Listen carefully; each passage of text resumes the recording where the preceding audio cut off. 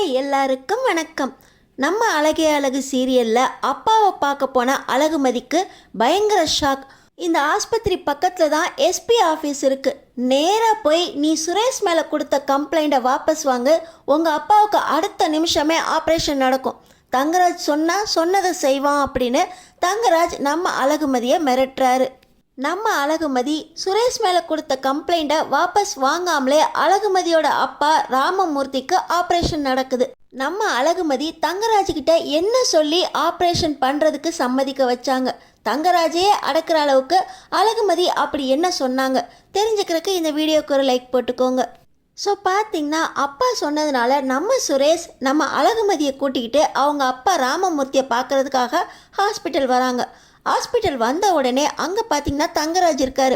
தங்கராஜ் நம்ம சுரேஷை பார்த்த உடனே, என்னடா நேற்று தான் பொண்ணு அவங்க அப்பாவை பார்க்கணுன்னு கேட்டால் இன்றைக்கி 2 பேரும் ஒன்றா வந்து அவங்க அப்பனை பார்க்க வந்துட்டிங்களா? அப்பனை பார்த்தாலும் அப்பன் உயிரோட மறுபடியும் வீட்டுக்கு திரும்பணும்ல, அது நடக்க வேண்டாமா அப்படின்னு அழகுமதியை வந்தோடனே சென்றாரு இந்த தங்கராஜ். நம்ம அழகுமதி அப்பாவுக்கு என்ன ஆச்சு அப்படின்னு பதறாங்க. இப்போ நம்ம தங்கராஜ், உங்கள் அப்பாவுக்கு ஒன்றும் ஆகலை, எப்படி ஹாஸ்பிட்டலில் சேர்த்தேனோ அப்படியே இருக்காங்க. உங்கள் அப்பா உயிர் பொழைக்கணும்னா ஆஞ்சியோகிராம் ஆஞ்சியோபிளாஸ்ட் 2மே பண்ணணும்னு சொல்லியிருக்காங்க. அதுக்கு ஒரு 5 லட்சம் ரூபாய் வரைக்கும் பணம் கட்டணுமா? அந்த 5 லட்சம் ரூபாயை நான் கட்டணும்ல. அப்படி நான் கட்டணும்னு நினச்சினா நீ எஸ்பி ஆஃபீஸ் ஏற்கனவே எத்தனை தடவை போயிருப்ப. இதோ இந்த ஹாஸ்பிட்டல் பக்கத்தில் தானே இருக்குது. நேராக போய் சுரேஷ் மேலே கொடுத்த கம்ப்ளைண்ட்டை வாபஸ் வாங்கிட்டு சுரேஷ் மேலே எந்த என்கொயரியும் இனிமேல் நடக்காத மாதிரி பண்ணிவிட்டு அவனோட வேலை அவனுக்கு திரும்ப கிடைக்கிற மாதிரி உன் கம்ப்ளைண்ட்டை பர்ஃபெக்டாக வாபஸ் வாங்கு. நான் அதுக்கப்புறமா உங்கள் அப்பனுக்கு ஆஞ்சியோபிளாஸ் பண்ணுறதுக்கு 5 லட்சம் ரூபாய் ஆஃபீஸில் கட்டுறேன், உடனே ஆப்ரேஷன் நடக்கும் அப்படின்னு இந்த தங்கராஜ் சொல்கிறாரு. தங்கராஜ் சொன்னால் செய்வான், தெரியும்ல. அப்பனை பார்க்க வந்தாச்சு, போய் பார்த்துட்டு வா அப்படின்னு நம்ம அழகுமதியை அனுப்பினோன்னே நம்ம அழகுமதிக்கு என்ன பண்ணுறதுனே தெரியல. நேராக போய் அவங்க அப்பாவை பார்க்க ஐசியூவில் இருக்காருமா, பார்க்க முடியாது அப்படின்னு சொல்லிடுறாங்க. வெளியே பார்த்தீங்கன்னா நம்ம அழகுமதியோட அம்மா காஞ்சனாவும் அவங்க தங்கச்சியும் அழுதுகிட்டு இருக்காங்க.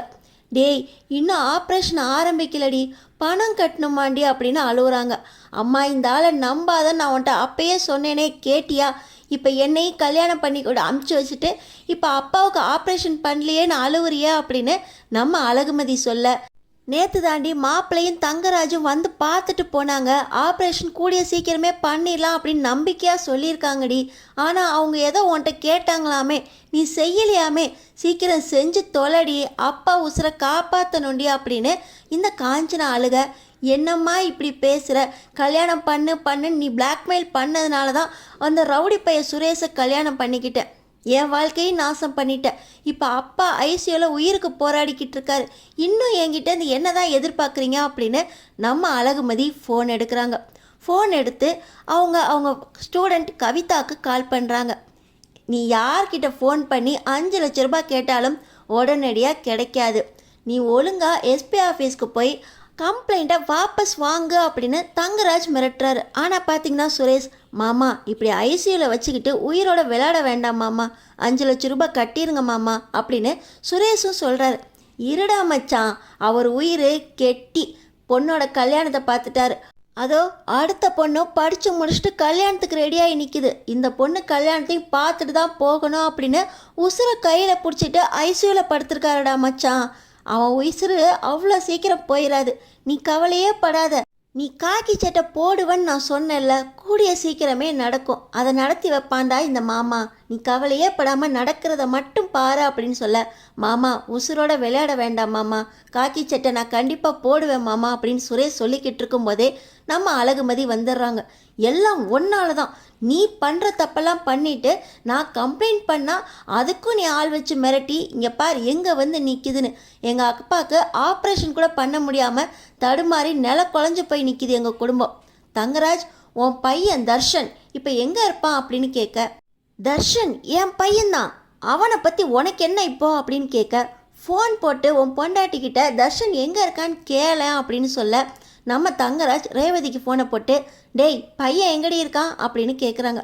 பார்த்திங்கன்னா நம்ம ரேவதி, அவன் டியூஷன் போயிருப்பாங்க, அதிசயமாக ஃபோனை போட்டு பையனை பற்றிலாம் விசாரிக்கிற மாதிரி தெரியுது, பையன் எங்கே இருப்பான்னு தெரியாதா? ஆசை பையன் எங்கே இருப்பான்னு ஃபோனை போட்டு தான் கேட்கணுமா அப்படின்னு ரேவதி சொல்கிறாங்க. பார்த்தீங்கன்னா இப்போ தங்கராஜ் அவன் டியூஷன் போயிருக்கான், கான்வெண்ட்டில் படிக்கிறான், நல்ல மார்க் எடுக்க வேண்டாமா அப்படின்னு தங்கராஜ் இங்கே அழகுமதி கிட்ட சொல்ல, ஓ எடுப்பானே, நீ அவனை பற்றி என்ன தெரிஞ்சு வச்சிருக்க? உன் பையன் தர்ஷனை எப்போ கோயிலில் வச்சு பார்த்தேனோ அப்பயே எனக்கு அடையாளம் தெரிஞ்சிருச்சு. இந்த தர்ஷன் என்னோட ஸ்டூடெண்ட் கவிதா, நீ போட்டு அடிக்க வந்தியே அந்த பொண்ணுக்கிட்ட தான் டியூஷன் படிச்சுக்கிட்டு இருக்கான். நான் கெமிஸ்ட்ரி ப்ரொஃபஸர் தெரியும்ல, ஒரே ஒரு கெமிக்கலை என்னோட ஸ்டூடெண்ட் கவிதா கிட்ட சொல்லி அதை கொடுக்க சொல்லி உன்னோட பையனுக்கு சொல்லியிருக்கேன். பார்த்தா அவன் மயங்கி விழுந்துட்டான். அவனை எந்திரிக்க வைக்கணும்னா என்னோட ஸ்டூடெண்ட் கவிதாவுக்கு நான் தான் அந்த கெமிக்கல் என்ன அப்படின்னு சொல்லணும். நான் இப்போ ஃபோன் பண்ணி கவிதாவுக்கு அந்த கெமிக்கல் என்ன அப்படின்னு சொல்லணும்னா நீ இப்போ எங்கள் அப்பாவுக்கு 5 லட்சம் ரூபாய் பணத்தை கவுண்டரில் உடனடியாக கட்டணும். உன் பையன் மயக்கம் தெளியணும்னா அது என் கையில் தான் இருக்குது. இதோ இந்த ஃபோனில் ஒரே ஒரு கால் போட்டால் போதும், கவிதா அந்த கெமிக்கலை வாங்கிட்டு வந்து உன் பையனுக்கு கொடுப்பா. இல்லை உன் பையன் வாழ்நாள் ஃபுல்லாக கோமாக்கு போயிடுவான். செய்கிறியா செய்ய மாட்டியா? நான் கெமிஸ்ட்ரி ப்ரொஃபஸர் தெரியும்ல, காலேஜ் ப்ரொஃபஸர்னு மட்டும்தான் தெரியும். இப்போ பிஹெச்டி பண்ணிக்கிட்டு இருக்கேன். அந்த கெமிக்கலை வச்சு தான் பிஹெச்டி பண்ணிக்கிட்டு இருக்கேன். அதை பற்றி யாருக்கும் தெரியாது. நான் கவிதாக்கு ஃபோன் பண்ணாதான் அவளுக்கே தெரியும். நான் சொல்கிறத என் ஸ்டூடெண்ட்ஸ் கேட்பாங்க. அதனால தான் உன் பையன் இப்போ மயக்கத்தில் இருக்கான். அவன் மயக்கத்துலேருந்து தெளிகிறதும் கோமாக்கு போகிறதும் உன் கையில் தான் இருக்குது. என்ன பணம் கட்டுறீங்களா இல்லையா அப்படின்னு தங்கராஜ் கேட்க, சுரேஷ் பார்த்திங்கன்னா, மாமா இவ உங்கள் பையன் உசுரோலே விளையாட ஆரம்பிச்சிட்டா. உங்கள் அப்பன் உசுருக்காக குழந்தை உசுரோட விளையாடுவியா? 2 பேர் என்ன தான் நினச்சிக்கிட்டு இருக்கீங்க? நான் தான் மாமா கிட்ட சொல்லிக்கிட்டு இருக்கேன்ல, பணத்தை கட்டுங்க, ஆப்ரேஷன் நடக்கட்டும் அப்படின்னு. நீ என்னடி குழந்தை உசுரோட விளையாடிட்டு இருக்கா அப்படின்னு சொல்ல, உங்களுக்கு நான் சொல்கிற விதத்தில் சொன்னாதான் புரியும். ஏற்கனவே நேற்று கல்யாணம் முடிஞ்சிருச்சு, இந்நேரம் ஆப்ரேஷன் நடந்திருக்க வேண்டாமா? எங்கள் அப்பா உசுரோட இத்தனை மணி நேரம் விளையாண்டுக்கிட்டு இருக்கீங்க. ஆனால் உன் பையன் உசுரோட கொஞ்ச நேரம் விளையாண்டதுக்கு அவ்வளோ கோவம் வருதா அப்படின்னு சொல்ல தங்கராஜ் பதறி போயிடுறாரு. டேய் முதல்ல 5 லட்சம் ரூபாய் பணத்தை கட்டுங்கடா அப்படின்னு அவங்க அடியாளுங்களுக்கு ஆர்டர் போட, உடனே கவுண்டர்லேயும் 5 லட்சம் ரூபாய் பணத்தை கட்ட டாக்டர் இப்போ நம்ம அழகுமதி கிட்ட வந்து ஆப்ரேஷன் இப்போ பண்ண ஆரம்பிச்சிருவோம் அப்படின்னு 1 மணி நேரத்தில் பண்ணுறதுக்கும் ரெடி ஆகுறாங்க.